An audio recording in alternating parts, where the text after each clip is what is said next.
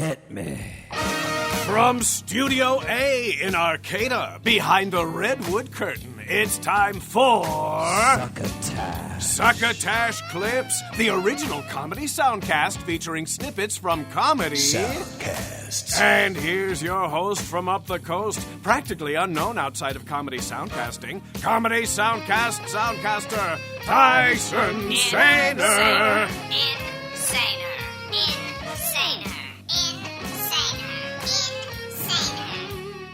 Saluton, estas me, Tyson Saner, welcoming you to Succotash, the Comedy Soundcast Soundcast, the podcast that dares to call itself a soundcast that features clips from other soundcasts, allegedly of the comic variety, sometimes merely comedy adjacent.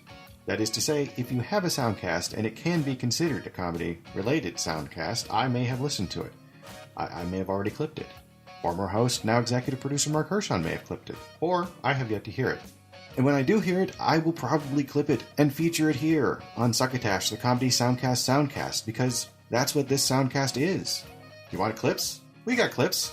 This epi features content from Awards Chatter, Broad Topics, Just Joshin, Entry Level with Brooks Wheelan, About Last Night, and Come to Papa. In addition to clips, we've got a single burst of Durst this episode, which will be opening our show, and another reading from our still pretty new sponsor, trumpoetry.com. Alright, let's get to it. As I stated, opening the show tonight is our clip from Raging Moderate Will Durst, with his burst o' Durst for the episode. This one is from August 30th, 2018, and it is called Labor Day 18, in which our intrepid correspondent goes all gooey on a silly little holiday. Hey guys, Will Durst here with a few choice words about the most underrated holiday of them all, Labor Day. Poor baby. It gets less respect than a MAGA hat at a Bernie Sanders rally, like a super soaker at a Northern Idaho gun show, or a chocolate chip cookie in the Great British Bake Off. Probably got something to do with being the seasonal signpost for closing the door on summer and staring down that long, cold hallway to the deep, dark heart of winter. The first Monday of September means all the fun has expired, and a big dollop of dreary is in the offing. The last pair of swim trunks has been worn, and corduroy jackets are being pulled out of boxes from the basement. Time to take down the screens and chop a cord of wood. What we tend to forget is the meaning of Labor Day, 24 hours that we set aside to honor not the dead, but the living. It's a calendar conundrum to celebrate what it is that we do for a living by taking the day off. Just one day out of 365 for the 9-to-5 heroes that keep this country humming so that they can sit back and relax. To hang with families and friends before squaring our shoulders and getting back to the job of earning a living and carving out the future. So happy Labor Day, everybody. Have a great one. Tap a keg. Char some hot dogs. Because this ain't no champagne and caviar kind of holiday. This is for everyone. Blue collar, white collar, and no collar. Anyone who's busting their butt to put some food on the table and cover a mortgage with maybe a little left over for a 10-year-old's birthday party featuring an appearance by some teenager dressed as Spider-Man. Hey, it's a gig. For Succotash, the Comedy Soundcast Soundcast, I'm Will Durst. Thank you, Will Durst. Go to willdurst.com and check out the Will Durst Journal, his comedy for people who read or know someone who does. You can also join his group on Facebook and follow him on Twitter at WILLDURST.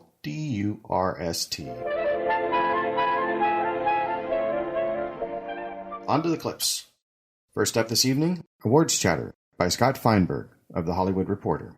In the description on iTunes, it says Awards Chatter is a podcast moderated by The Hollywood Reporter Scott Feinberg that features in-depth interviews with the most interesting and accomplished people in show business. This clip is from May 7th of 2018 in a show called Samantha Bee, from Full Frontal with Samantha Bee. Its description reads, the first woman ever to host a late-night satire show reflects on her 12 years at Comedy Central's The Daily Show. And then in parentheses, she was the longest-serving and first female correspondent, close parentheses.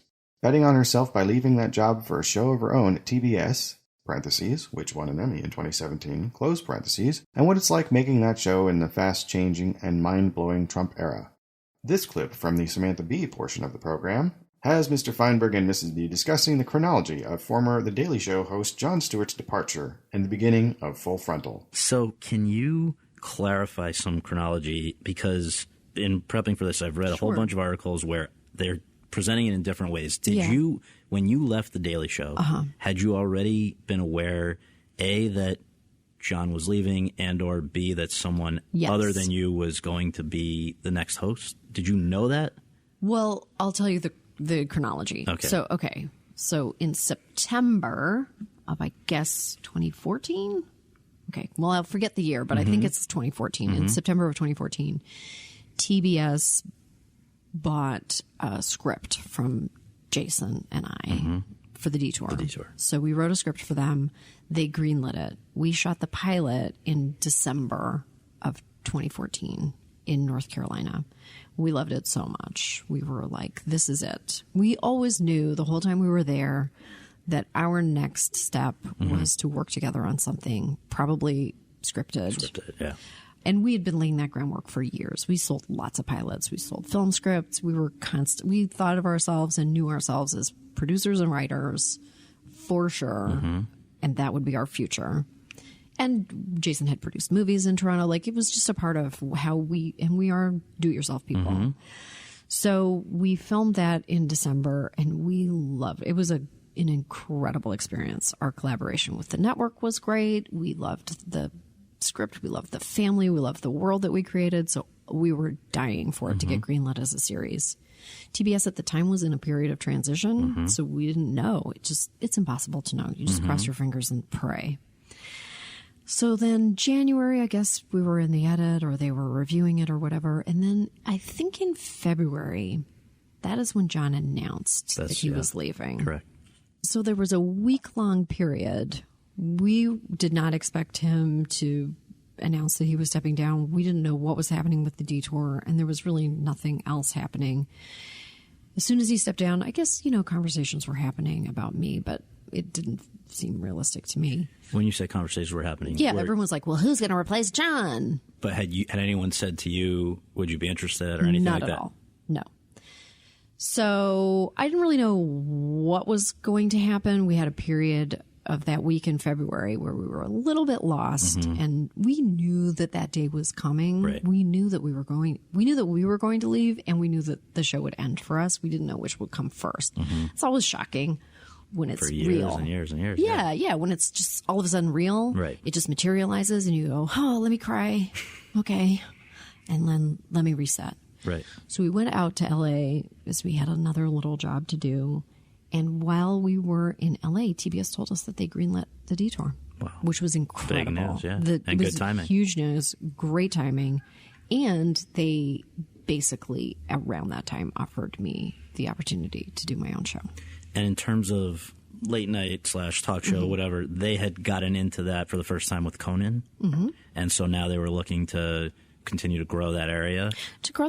But I think they saw it. I mean, I'm paraphrasing. I mean, I'm like trying to get into their heads, but I think that they saw a property. I'm going to refer to myself as a property that had great possibility. Yeah. They saw tremendous potential, and I give them an amazing amount of credit for that because there was no other network really going like, hey, we got to get her to do something. Particularly, though, weirdly, you're saying including Comedy Central. Well, did that bother you? I would think that's a little weird. But here's the other question, though. In fairness, do you think that it wasn't even an option? I don't. By the time they got around to it? I don't know what was in their heads, but it did not seem like a real option to me. You didn't think it was going to happen? Yeah. Oh God, no, not even close. Even though people around me wanted to believe that to some extent, I knew the truth was that was not an option. So at that point, though, when you're leaving to go to do Full Frontal at TBS, Full Frontal, if it had flopped and been canceled after your 13 episodes that you were guaranteed or whatever, what would you have done? Well, I would have been working on The Detour. I mean, we had our pickup. I would have probably focused on scripted, but it wouldn't look so. I mean, I had other ideas for late night shows for sure. I would have had to go around town and start pitching myself. Was there any scenario where you would have stayed at the Daily Show under another anchor? No.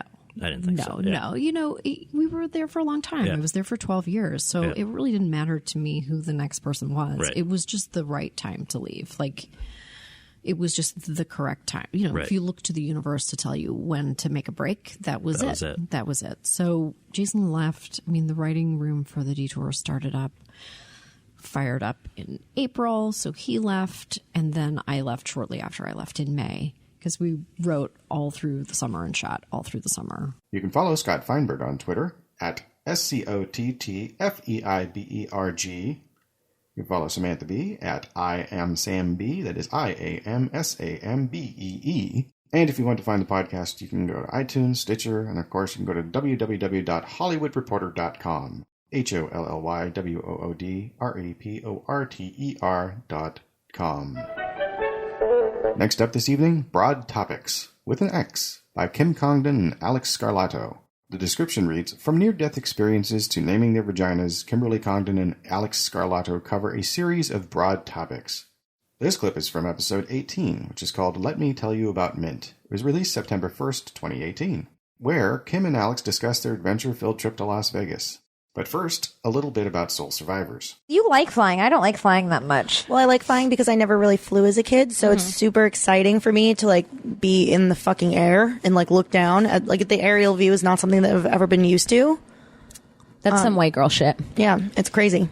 Nobody but a white girl is excited to be 35,000 feet suspended in the air, trusting another human to keep you there. Flights don't go wrong that often. Like, How often does a plane crash? I have to look that up. Would but, you please? Yeah. I need to know because I looked it up one time because I read this story about this plane where there was a bomb. I think this was in like Germany or something put in the plane. The plane blew up and the plane blew up and there was only one survivor. It was a flight attendant, but she fell for 3.5 minutes. She was suspended in the air falling.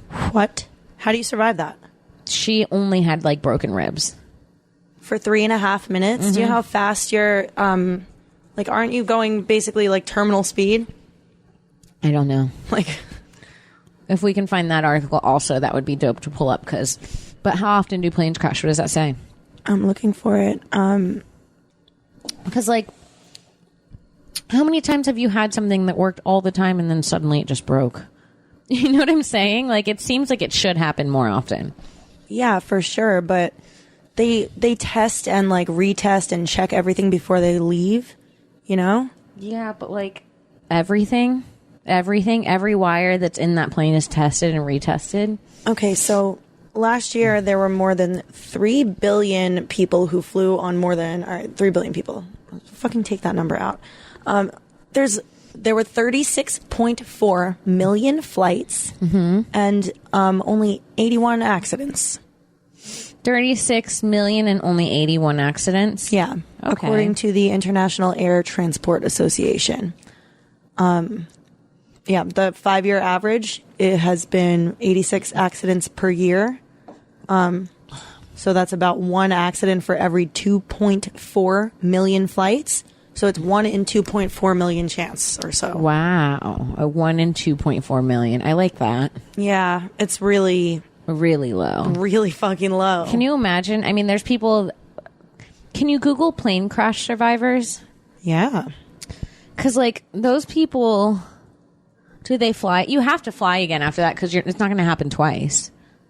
You know what I'm saying? Like...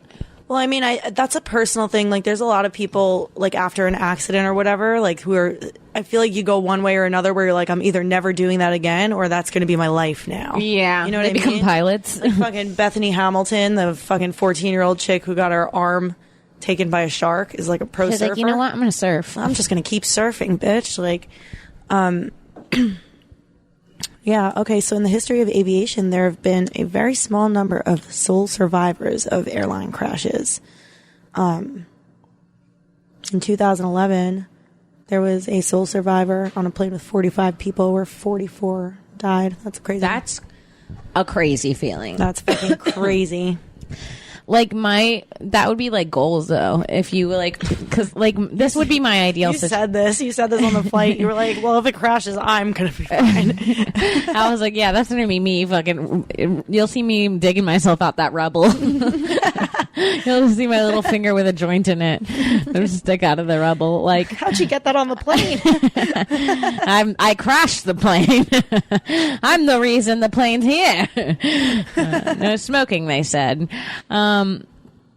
Yeah, like that would be goals to be like let's say your boyfriend dumps you, right? And you're like trying and he's like, I bought you a flight back home. You can't live here with me anymore. I'm sending you back home. Like, I don't want you to live in my house anymore. And you're on the plane back to your parents' house, right? And you're like sad. And the plane crashes and he hears about it. And there was 120 people on the plane, only 119 survived. So he's like crying. You mean only one survived? 119 died? Yes, that's what I meant.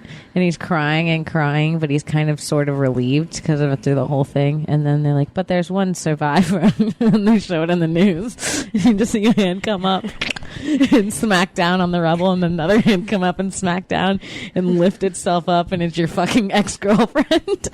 That shit would be a gangster ass move. She's wearing an old t-shirt you gave her. It's me, bitch. My locket's still here.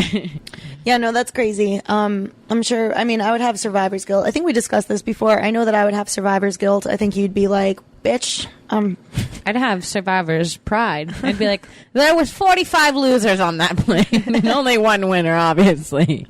Yep, they say the strong survive, and here I am again. At the funeral. That's my funeral speech for them. Oh, shit. Anyway. Wow, I guess Murphy was right. That law there's a reason for that law. It can and it will. You can reach Kim Congdon on Twitter at Kimberly Congdon, KIMBERLYCONGDON. You can reach Alex Scarlato on Twitter at G I _lowercase ALEX. If you Google Broad Topic Podcast, the first link you will find is from broadtopics.blueberry.net. Blueberry spelled BLUBRRY. Blueberry. You can also find them on iTunes, Stitcher, and Podchaser. But I found it on my Laughable app, where it was recommended to me through the app. Thank you, Laughable app. Oh, the app can't hear me. Right? Right. Well, anyway. In the number 3 position, once more from the Savage Henry Magazine Radio Network by Savage Henry Magazine. Just to refresh you on who they are, the podcast description reads, the podcast network produced by the editors of Savage Henry Magazine, a humor magazine based in Humboldt County, California. Woo-hoo. More than 10 different podcasts all in one place. To get familiar with Savage Henry Magazine, check out their Facebook page, which is Savage Henry Independent Times, or send $1.50 to 791 8th Street, Suite N, Arcata, California, 95521 for a sample issue. Please enjoy. Normally the magazine is free, but of course if you want it shipped to you, $1.50 is not bad for a whole magazine's worth of humor. Anyway, this clip is from episode 152 of Savage Henry Magazine Radio Network, which features Just Joshin. That is Joshin with an apostrophe on the end. And it was released July 10th, 2018. So the description says debut, but not so debut, episode of the Savage Henry Magazine radio program. After mighty long slumber, hosts Chris Durant and Daniel Amaral welcomed the rebirth of the Savage Henry Magazine radio program. A new special producer and ringleader, Michelle Myers, as well as a debut show of Just Joshin. Host of Just Joshin, Joshua Barnes, is joined by studio hosts Evan Vest and Matt Redbeard, as well as Chris Durant and Daniel Amaral, who drop in to share their 2 cents. They talk wrestling, Norwegian black metal, and the Cold War. And then it says, listen till the end of the episode for a surprise, and join us next week for a debut show of Trevor Has Friends. Yes, Trevor Has Friends, which you might recall was clipped on Succotash in episode 172, Esperanton about soundcasts. Check that out if you want to hear a clip from there, or check out Trevor Has Friends. It's on the same pod feed. So this clip features conversation about host Josh Barnes' recently discovered appreciation for Fleetwood Mac. Look, I have this really cool idea. All right, you guys know I've been listening to a lot of Fleetwood Mac lately. Sure. I'm really into the Rumors album, and I was thinking about what if they went on tour and they just let me MC their shit, like while they were touring. Like I was like their hype man. Like I could be like, come on now, like like that would be really cool, right? Yeah, I think actually Yeah, people would be really into that. That's what I'm saying. I think people would be into it. I think, like, you know, like I've been just practicing in the car, like when she was singing Dreams, and like I would be in the middle of it, like with the breakdown, like, and I'd be like, come on, put your hands up, like, you know, like that. I just thought it would be really good. Who showed you Fleetwood Mac? Evan. What's crazy? Evan showed me. I think I maybe played like one song. And he's just like, man, you're like, man, this is good. And I was like, man, if you like this song, you're gonna literally like all of Fleetwood Mac. Yeah. Because it all sounds like this. Yeah. You played Gold Dust Woman, right? Is that the name of it? The one. I probably played Rhiannon. No, you didn't play Rhiannon. I know it's not Rhiannon. This is how much I love Fleetwood Mac now. You guys are going to get an in-depth Fleetwood Mac. No, this is what I remember. This is how much it meant to me. This Fleetwood Mac song meant to me. Like when Evan played it, obviously, it made such a, like, I remember seeing the picture, just being like, what is this? Like, I have to hear more of this in my life. And I thought Evan knew all about Fleetwood Mac. And then, like, I'm 3 albums in, and I'm like, what's up, man? You listened to the song before? Man, like, I can't wait to show you, I can't wait to show you 311. 311? Yeah. Oh, you don't know? Are they like Fleetwood Mac? Oh, dude, they're just like Fleetwood Mac. I don't know, man. They're just like I don't Fleetwood know. Mac. You know what's tight about 311? I don't feel like they're like Fleetwood Mac. They're just like Fleetwood. And not only are they like Fleetwood Mac, I'm pretty sure for the longest time I'm like, oh, this song Down? Like this song Amber? Yeah, no. Is this not Fleetwood Mac? These all sound like dangerous song They're not titles. dangerous. They're I don't beautiful. Like Down. Is it like Down with the Sickness or something like that? Is that the No, thing? that's Disturbed. No. Come on, Josh. Yeah, Disturbed and Fleetwood Mac are kind of different. Yeah, they're a little bit just kind of different. Yeah. So what? 311? Yeah, 311. I'll show you 311, man. You're gonna love it. Mm-hmm. It's gonna be your new favorite band. I don't know, man. I think like I've pretty much maxed out. I got Fleetwood Mac. I got like Mac DeMarco. I've got this Rex Orange County. Like I can't take too many more white artists in right now. I gotta take a break, dude. I gotta wait. I got. Is Mac, there any? Do you ever I feel just bust that Mac Miller back out? Like, you know what I'm saying? Like, yeah, that took me by surprise. Yeah, that was pretty old for me. Like, you know. I'm going to show you the best bands. Okay, I'm going to show you 311. There's this other band that's super tight. What? They're called, what's that band called? Yeah, I think you're just... Pantera? Yeah, Pantera. I'm going to show you some Pantera. No, I don't like it. The way Evan said it, just... There's this other band called Crazy Town. Or is it Crazy Town? Yeah. You're My Butterfly. It's poetry. It's like one of their many hits. It's one of their many multiple award-winning platinum hits. I don't think I'm going to like any of these. There's this other band I'd like to show you called Cattle Decapitation. I definitely don't want to hear that. Of course you do. Why don't you want to listen to Cattle Decapitation? Because he doesn't like bluegrass.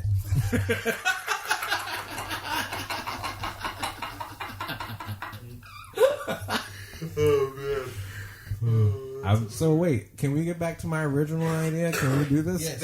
Yeah. Would you think that's a good idea? Yeah, dude. Do you think? You better hope that Fleetwood Mac likes you as much as you like Fleetwood Mac. I've never met the guy.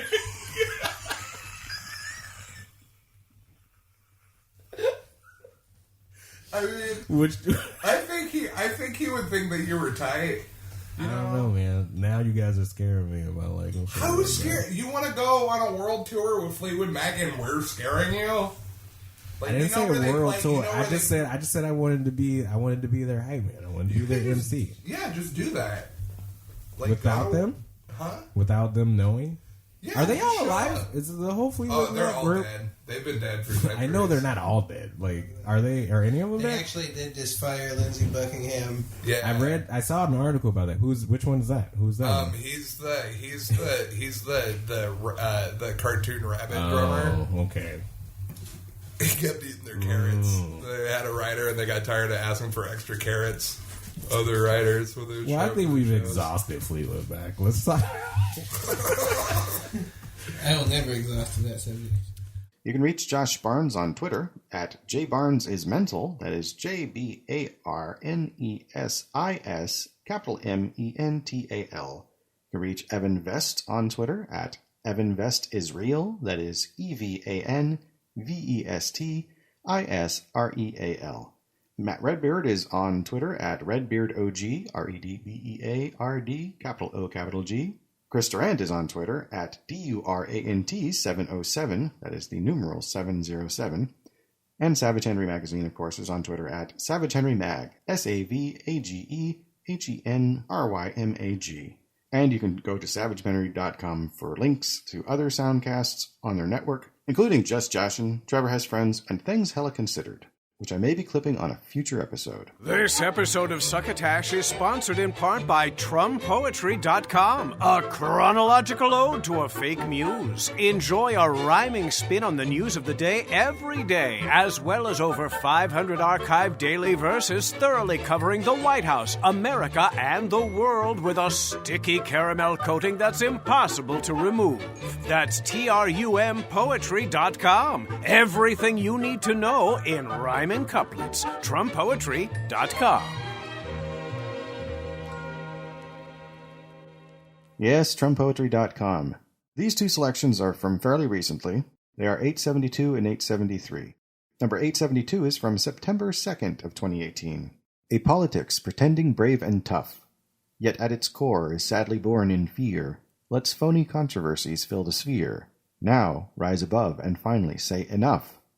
For some things transcend party or ambition, and lie beyond the money, fame, and power, allowing more abiding truths to flower, as counter to who pray without contrition.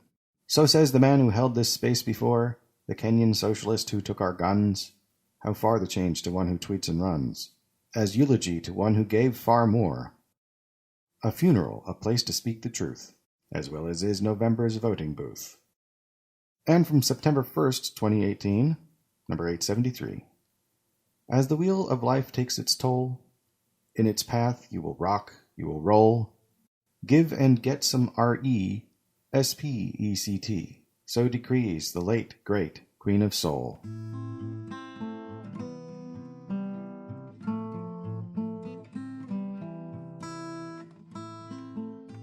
And our fourth Soundcast clip tonight is from Entry Level with Brooks Wheelan, by Brooks Wheelan. Its iTunes description reads, "This is a podcast about all those jobs we've had that sucked. Each episode, Brooks will interview a guest and find out what garbage they had to put up before they got to the position they are in now." This clip is from episode 27, with guest John Roy, released April 23rd, 2018. Its description reads, John Roy discusses growing up wanting to be in a band and attending songwriting sessions from Billy Corgan and Jeff Tweedy before starting stand-up in Chicago.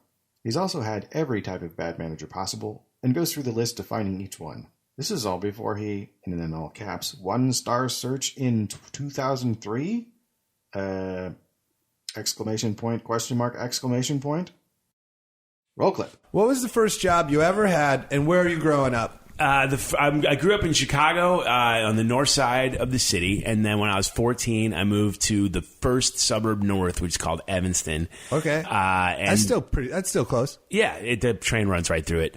My first job ever was as a camp counselor in the North Woods of Wisconsin, to the camp that I went to. And so you hung around. You were like Screech from Saved by the Bell. I came back. Like, I was like, what am I going to do? I got nothing to do this summer. And you could like totally... it was just it was like kind of a job. You know what I mean? Here's a funny thing I saw the other day. Somebody was tweeting. They're like, if Screech was a genius, why was his job after school? Was he a genius? I thought he was like a dork genius, but his job after school... I always thought he was just a dork. I think it was supposed to be like a brainiac. Was he supposed to be? Because I've only watched it a couple times because I'm too old for it. Okay. By like a year. I'm 44. Yeah. My class is the 90210 class. Okay. And Saved by the Bell was on Saturday mornings when I was in high school. Yeah. So it was You're sort not of waking like up early for Saved by the Bell. And also when you're actually everybody loves high school things when they're younger than high school because they're like, that's what I'm going to be. Oh, but then when you're in high school, you're like, they don't drink. What's wrong with them? The cool kid doesn't drink. Like what? Yeah. These are not real people. Also, we were always like, as like sixth graders, we're like, this place called Bretto Pizza. We're like, this is the max for us in Manchester, Iowa. But we were literally just like thrown out of it all the time because we would like steal food and trash their bathroom. And they're like, I bet it was the shitty 6th graders who were just in here. So I don't know a lot about Saved by the Bell, but the episodes I saw, there wasn't any real emphasis on him being smart. He was just Either way, a dork. He basically, I thought he was supposed to be smart. Then he turns into Mr. Belding's sidekick in he's basically that dude from your fraternity that went and worked for Nationals. Yeah. Like, you're going to just go from house to house and see if they're doing the ritual right. Oh, is that a real thing? That's a thing? Yeah, if you're in your fraternity, they send this dude around to you who's like, hey, guys. And like, that's his job. Hey, guys. Hey, class of 98. Yeah, like, and he just goes from chapter to chapter and, like, hopes they don't get sued or whatever. Oh, like, my God. Yeah, like, there's some horrendous sticking around jobs. Jesus. But I went up to this camp, and it was fun, but, man, did we, like, the drinking that we did and the idea that we were responsible as a counselor? For children. As like a 14 to 15-year-old counselor? Oh, no, I was 17. Okay. Like, so, and 18, but we were in Wisconsin in the woods, man. No, like, I get it. If there was a human body, they were going to serve him alcohol. Like, it was like, I run a bar in a forest. Yeah. So the chipmunks can't buy a lot of beer. Yeah. So we need to find any human we can, and we're not going to check their ID. But we really shouldn't have been. Also, I think there was a rule, at least for me growing up, in Wisconsin, you could drink at 19 if you were with your parents. That was like a real law. But we did not have our parents there. I'm just saying, like, that's how this the laws 24-year-old guy is my dad. Yeah, exactly. I remember, and they'd probably be like, all right. Sure, man. We played this game that was the most ridiculous drinking game that to this day that I've ever. I mean, now I'm an adult. I'm like, what? Why do you play drinking games? How about this game? Drink when I want. Like, that's a pretty fun game. No, yeah, that's a great game. I gotta be honest, I'm fucking great at it. Drinking games also are always weird because, like, if I want to drink, why is the penalty to drink? Yeah. Like, well, I want to drink. Oh, why? for sure. Oh, no, I lost. Oh, dang it. So we play this game, and I don't recommend it to anyone because you can die, but it's called the pitcher game. And the way, real creative naming in Wisconsin. But you go to a bar, you get a pitcher, everyone sits around the table. One guy buys the pitcher, and you pass the pitcher around. You drink directly from the pitcher. Sure. As much or as little as you like. But the person who finishes the pitcher, the guy who passed it to him, must buy the next pitcher. Oh, that's fun. Oh, it's fun until you start looking at half a pitcher. Yeah. Going, I really don't want to buy the next one. And you couldn't take your lips away. If you take your lips away, that's the end of your sip. Sure. Okay. It's disgusting. Also, everyone got cold sores. Yeah, you're just passing herpes around. Like, I get cold sores, like I do, and my girlfriend's like, "That's disgusting." And I'm like, everyone I knew had them because we all would just play flip cup, which is just you would just get a table doused with other people's lip stuff, and you just flipping cups. You know what flip cup is? Oh yeah, where you chug the beer and then you flip the cup over. Yeah.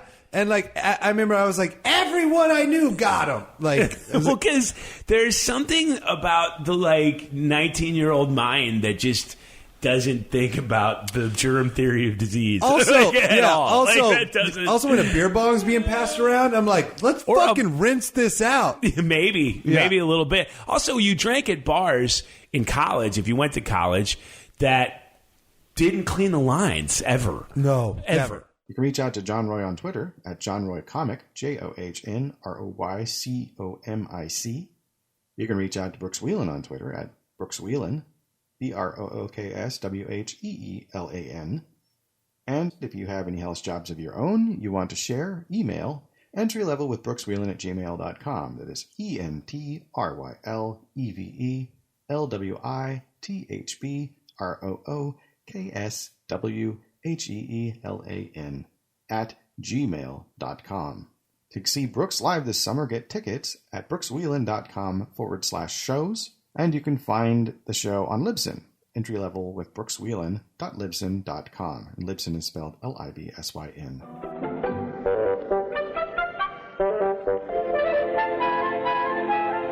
Next up, About Last Night by All Things Comedy. The description of About Last Night is comedians Brad William and Adam Ray share crazy stories from their lives on the road. From sex to sports to booze, when a dwarf and a Jew come together, the results are unpredictable but always entertaining.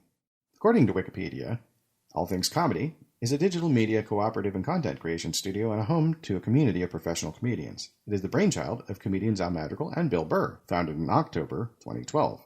Bill Burr is a guest in this clip. It was released July 16, 2018.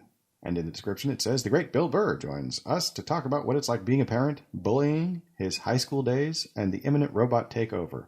And don't forget to check out his Netflix special, Walk Your Way Out. Helicopter videos? Yeah, I follow a lot of that stuff. How often are you flying? Well, I was on the road in Europe and on vacation last month. Not in your copter? No. Okay. So I haven't flown since like mid-May, so I got to get back in that. But it's something I honestly really I really miss. It's an incredible amount. It's the most ridiculous. You know, when they always talk white privilege. Yeah, white privilege ain't shit. Get a pilot's license. All of a sudden, you're by yourself flying over Dodger Stadium, and it's legal. Like, not saying it's not shit. You know, yeah, but like, your people of color, your fans. All of a sudden, I get like we have two listeners. Socially, we have two. Yeah, me too. Yeah. And we talked about this backstage at the goddamn Comedy Jam, but I asked you if you had ever done the auto-rotate thing in your helicopter. Oh, no, you have to be able to do one of those. You have to do that, and that blows my mind. Adam, what's that? That's not that hard. Well, but just the concept of it, when you auto-rotate, you take off in a helicopter, you have to shut off the engine and then land? Shut it off. You don't shut it off? Jeez, how often does this happen where guys who've never flown a copter tell you how it's done? Well, Let me tell you how you live your life, Bill. I was like him. I thought before when I was training, I just thought well, this thing doesn't have wings. Yeah. If the engine cuts out, you're fucked. But you're not. You're not. You're not. Well, when it's on, it's drawing air into the disc, and that's what's creating lift. And like all the blades are shaped just like a wing. So it's the same thing. All you're doing is you're causing air over the top to go faster than below, right? Which creates a low pressure system. High pressure always goes to low pressure, and it takes the most direct route, and that's through the wing, and that's how it fucking goes up. So that's what it is. So when the engine quits, God forbid, how you keep it turning is you now falling to the ground and it rushes up. So there's a certain speed with each one that you fly that you have to stay within, because there is a thing though, if the RPMs went down too far, there's no way to recover. And then you're in a bag of bolts and you're going to die. So, but the thing is like they train you like a lab rat. Like the low RPM horn comes on, it's fucking nauseating, and you just slam the collector down. But to get into one, it's the same inputs that you do when you go to land. So as long as you think it like that, when I was taught it, they were like, what was it? It was like lower collective. I can't even remember. And it was like right pedal for trim, blah blah blah blah. You know, trim, airspeed, RPM, and all this shit. You do have to look at that, but it's more just like, okay, if you settle into, you do what you would do. This if you want to go forward, or you can do that. You want to slow down, you just do that. It's right pedal. All you do is you just literally, the horn comes on and you go like that, and then you settle in, and then you just always make sure that you're flying. You're never flying below what I fly is 65 knots, because that's you don't have to try to increase your speed, because you'd have to nose it over, and you're already falling towards the ground, which you don't want to hit. So, when you're coming in for a landing, like it's like you want to before you make your final turn, you are still keeping it around 65. Right. God forbid if something happens. And if something does happen, you're right there at the fucking airport, so it's fine. Yeah. It's fine. Watch, I'll die next week. Has your passion for flight travel like transition into, like, is there going to be like a Bill Burr balloon, like hot air, like center opening up? Or that's more like Jeff Dunham. He builds his own. Oh, for real? He builds his own helicopter. I thought you were like, the puppet guy's got hot air balloons. He really does. That guy. I saw a documentary on that guy. I was like, this guy is like, he's fucking unbelievable. He builds his own helicopters? He builds his own helicopters. He built his own puppets. Because if you go to a store and you buy a puppet, I didn't know this. I've done that. And then you get famous on it. Then they come in, hey, you're using our product. Oh, and then you owe them money. Yeah. So some tiny and store. Then he didn't just make some stupid sock puppet. Yeah. No offense to mankind, right? I will get that reference. He actually went on the computer. It was unbelievable. He had this 3D design. First of all, he made like this amazing character. He has the ability to do that. And then he stuck it in this thing that looked like a safe combination, like microwave.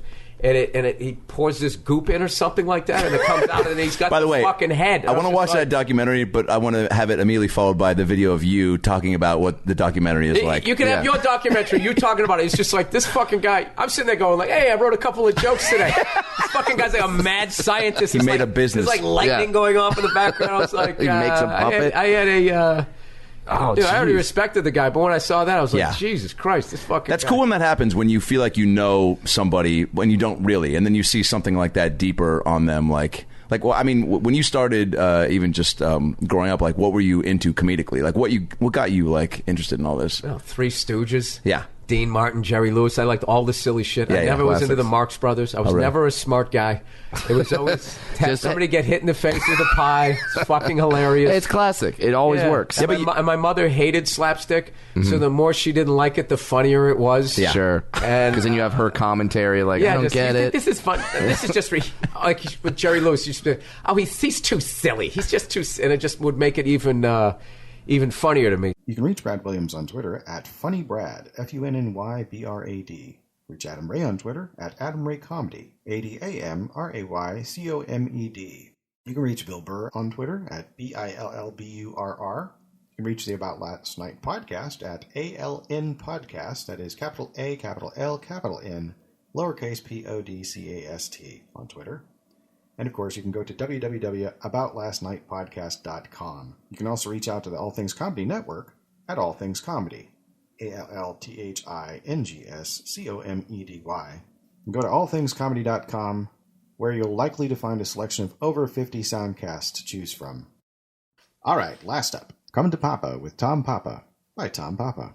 Its description on iTunes says, a positive podcast from stand-up comedian, actor, writer, bread maker, friend to all, Tom Papa. This episode was recorded live in an episode called Come to Papa Live, 6/26/18. It was released July 24th, 2018. Its description says, live with Judy Gold, Robert Kelly, Colin Quinn, Keith Robinson, Dave Hill, Bonnie McFarlane, Olivia Vessel, and Rick Chrome. In this clip, it's moments after comedian Judy Gold's set, and it's time for a special promotion. Judy Gold, everybody, Judy Gold. Tom, in the beginning of the show, did you mention your attraction to Sarah Sanders? Sarah Fuckabee Sanders? No. In the song. Yes, you did. You said you liked Sarah Sanders in the beginning of the show, in the song. Oh, yeah. Well, okay. It wasn't that I really liked her. Oh, all right. Just checking. Okay. I find her very attractive. We'll be right back with more joke analysis by Judy Gold. Because it's funnier when you talk about jokes.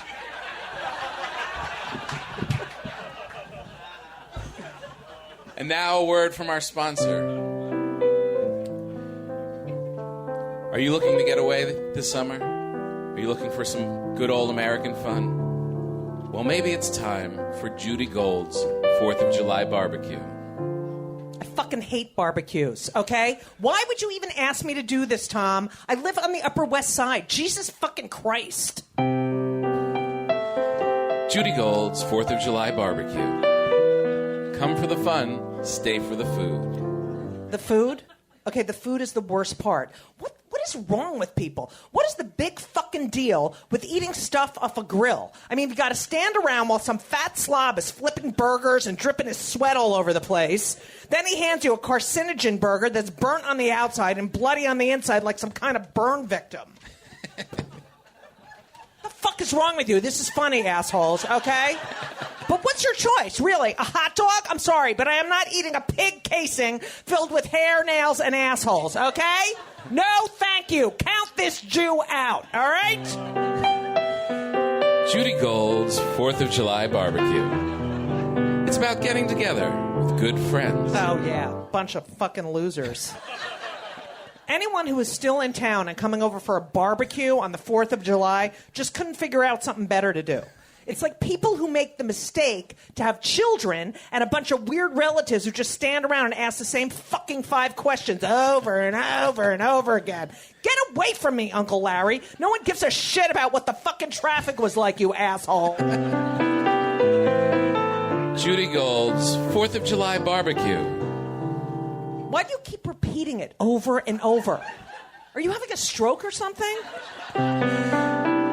Judy Gold's 4th of July barbecue. Who needs the Hamptons anyway? I do. I need the fucking Hamptons. You think I want to stay in the city and walk around these hot sidewalks inhaling dog shit and stink bombs? No. I want to be in the fucking Hamptons with the beautiful people. Why doesn't anyone invite me? I mean, I'm fun. fucking goddamn. I'd be a lot more fun at a party than Andy fucking Cohen or Anderson Cooper running around in their little short shorts, all right? At least I have some fucking jokes to tell. Judy Gold's 4th of July. Say it one more fucking time, Tom, and I'm going to punch you right in the nuts, all right? Maybe just go to the Jersey Shore instead. Judy Gold, everybody. Judy Gold. Good night.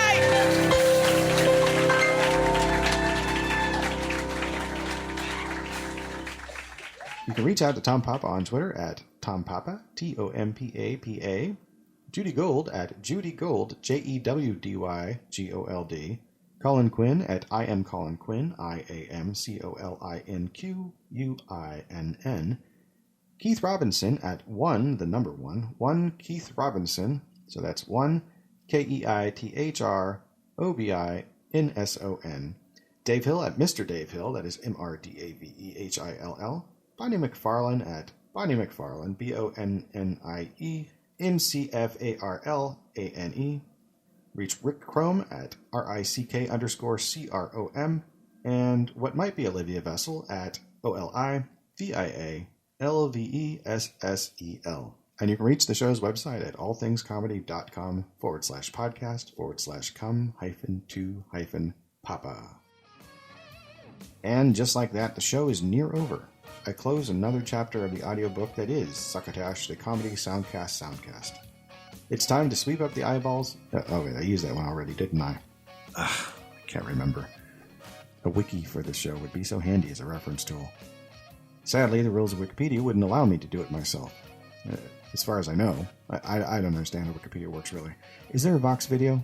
I'll look it up after I get done here. Thank you so much for joining me wherever you're listening. If you like us here at Succotash, the Comedy Soundcast Soundcast, and you'd like to help us out, it would be great if you could write a review on iTunes, or anywhere they let you write reviews, really. Online, that is. Well, you know what? I'm cool with print media. Also, there is merch at cafepress.com/Succotash Show, SUCCOTASHSHOW. And I imagine that's another great way to show us love, by showing off your love of us to others, sharing us with others, loving us together. It's a huge and wonderful favor you'd be doing us, being our mascot of sorts. Sharing images of yourself on social media with our shirts on, being subsequently featured on our social media sites. That sort of modern reciprocal love that is just another fantastic way that you could, if you were so inclined to make a fashion statement, and please, pass the Succotash. You've been listening to Succotash Clips, the Comedy Soundcast Soundcast with your host, Tyson Saner. Brought to you by Henderson's Pants and... Imagine your company's name right here. Find us on the web at succotashshow.com, on iTunes, on Stitcher Smart Radio, on SoundCloud, on YouTube, on Dunder, on Blitzen, on iHeartRadio, and on a laughable app. You can hear us streaming and like us on Facebook. Follow us on Twitter at Succotash Show. Email us at TysonSaner@succotashshow.com. Or call into the Succotash hotline at our toll call number, 818-921-7212. That number again is 818-921-7212. You can also upload clips from your favorite comedy soundcasts directly to us by using our direct upload link at hightail.com/u/Succotash. Production of Succotash is overseen by Joe Paulino through the auspices of Studio P Sausalito, hosted by Tyson Saner. Our executive producer is Marc Hershon. Our musical director is Scott Carvey. Our booth assistant is Kenny Durges. Until next time, I'm your loyal booth announcer, Bill Haywatt, reminding you to please pass the Succotash. Goodbye.